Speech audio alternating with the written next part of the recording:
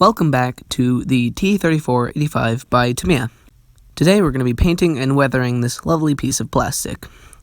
First off, starting with TS28 spray paint as our base coat.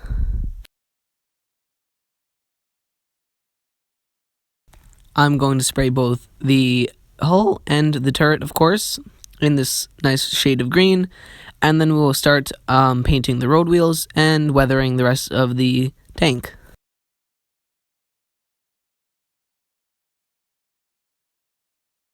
This is already a fantastic improvement from just the bland plastic color, and it really brings out all the details and the nice metal texture, the nice cast texture that the turret has. I'm going to add the tracks last, as it makes it easier to paint the road wheels. I used the Dremel tool to make small indents to make it look like a few tank shells bounced off of this thing.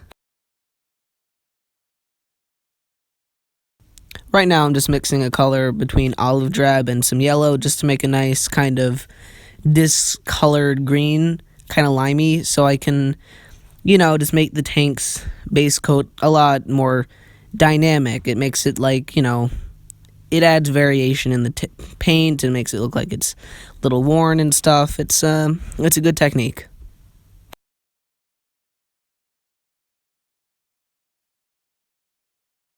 I tried to spread it evenly as possible and wipe some of it off, as you don't want excess because it'll make it just too bright green, and that won't look very good in the end. This is what it looks like applied to both the hull and the turrets, and I think it just makes it even better. Then I add the decals, which on the instruction manual are labeled as April 1945, Berlin. Here's what they look like on the tank, and for one side I did have to cut the decal so it would fit around the vision port. Now we're going to be painting the road wheels with some black paint, and since that's going to take too long and I don't have time to record it, I'm just going to do a snappy jump cut. That wasn't the cleanest jump cut of all time, but hey, it works.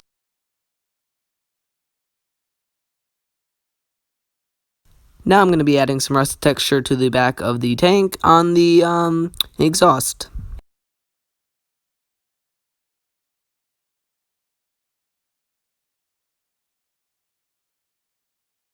This stuff sticks to everything, so you probably should be very careful when using it to avoid, having rust in places where you definitely shouldn't have rust.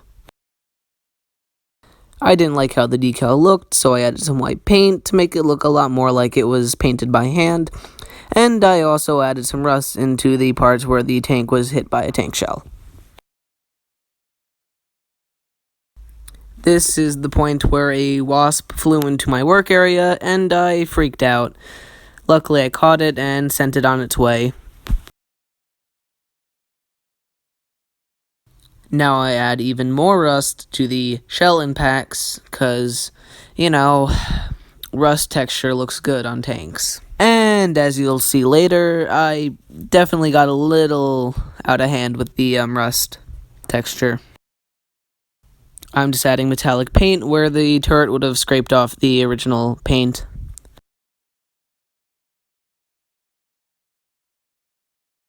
Now I make some streak rust texture going down the side of the tank where the shell impacts are.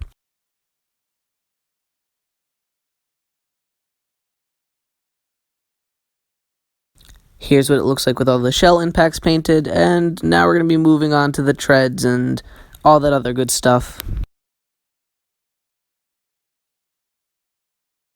Now I'm dry brushing some white paint onto the vents to make the detail there more pronounced.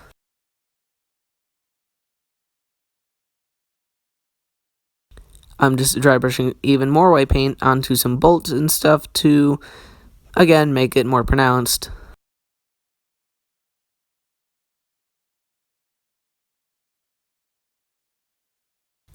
Now we're going to be adding some silver paint to the weld beads, because weld beads don't corrode, which is an interesting fact I actually learned from Night Shift.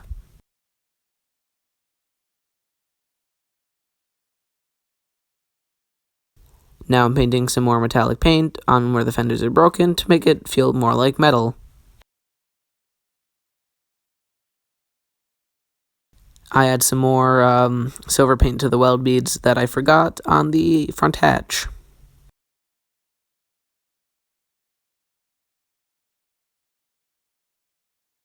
I'm adding some black wash to the weld beads to make them more pronounced. Now I'm adding some more rust texture on the inside of the tank to make it kind of like mud texture.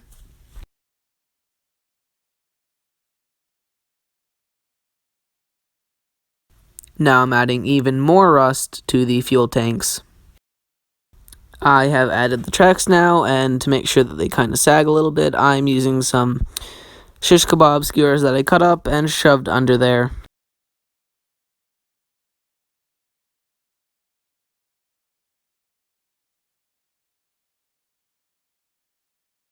I did spill some epoxy resin on some parts of the tank, but I covered up with some mud and rust. I'm just adding rust to the tracks now.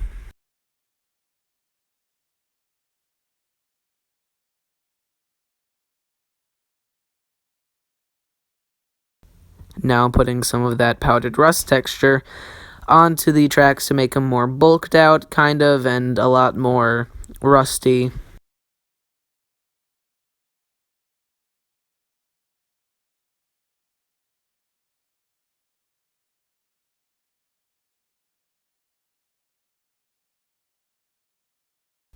Now that we've gotten everything done, we can put the turret on and see what it looks like completed.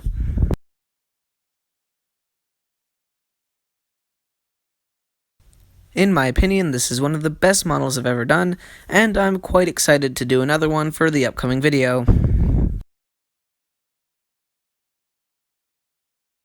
Anyway, that's all for today. Thank you for watching, and consider liking and subscribing.